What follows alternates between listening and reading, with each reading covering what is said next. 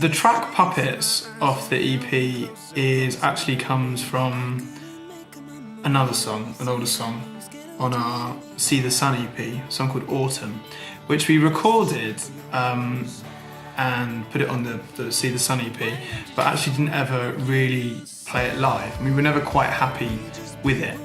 And it wasn't until we were working on this new EP that we sort of went back to Autumn and restructured it and turned it into Puppets, didn't we? And we thought that it just worked a lot better.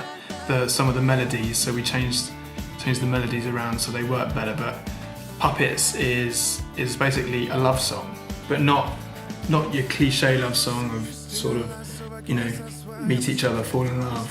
It's more about falling in love with somebody and then not being sure whether or not you love them romantically or just as a best friend, and sort of the mistakes that can be made during that process. So that, in essence, is what Puppets, the song, is now about. So the original song Autumn, I wrote a bit of that, which is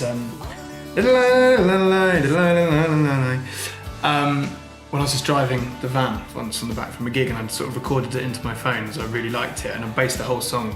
The song was written from that little hook, and then we'd written Autumn, put it out, and I just thought that would be cool if that was a chorus but with words, because before it was just more like an instrumental hook, la-la-ing. So we kept that bit from Autumn, and then the melodies in the verses, so and you see, always find that very, very difficult to do. So yeah, we kept that.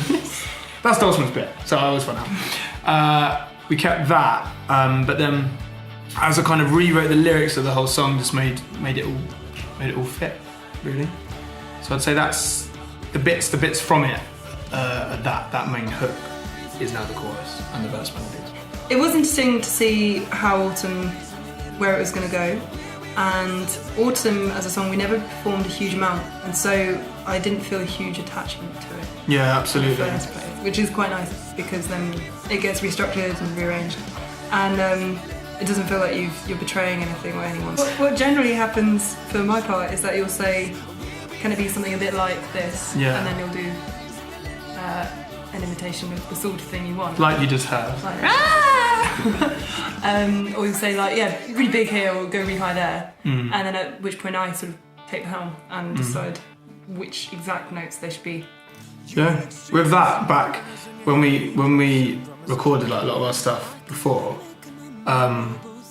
we were all very new to it. We had no experience in recording or like producing or just any of that. So obviously as time's progressed and we've learned and we've, you know, got our own studio and we've learned how to record and produce and things like that, we've been able to, like, those original melodies of the songs, we've been able to then execute in a way that we always would have wanted to. It was great to get them down like in the past at first, and, you know, something to give people at gigs, but now we feel like we're actually able to do the songs or the melodies justice with the right instrumentation and the right feel, which is just I think awesome. Now we tend to write music that is like a better balance between a live track and a recorded track and therefore a radio track and stuff like that, because before it would be very, you know, either one way or the other, whereas I think now we write with a view to kind of satisfying all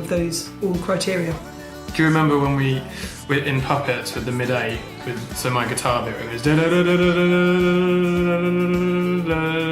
yeah, and we'd play that round and it had the kick drum behind it and the big sort of tribal sounding drums, yeah, and we just, like, there wasn't like a choir part in it until that point, and we heard that chanting, we could like feel that chanting sound, and we just thought that would sound awesome like this. So yeah, we wrote that line, and we realised like the song was called Puppets, and yet it didn't even include the word puppets in it at that point. It was called Puppets because we say something about Pinocchio, and just to feel what the song's about, like, had a puppet connotation. So that's when that mid-8 bit was playing, we heard that, yeah, Papa go, Papa sing, like. And so that was really cool to then, like, imagine that when we heard just that build-up, and like, I kind of always picture, you know, playing the Pyramid stage, closing Glastonbury, and how it would come across there. And then when we recorded those vocals in with like, you know, we get some friends that help us, and yeah, it's just amazing. Yeah, to really, hear really that. cool. Hearing everything layered up, and yeah. Because you don't expect that. Like, that's something you don't really expect when you're writing a song on an acoustic guitar or piano, is it? No, that's the sort of the little finishing details. Yeah. And moments like that are just so fun.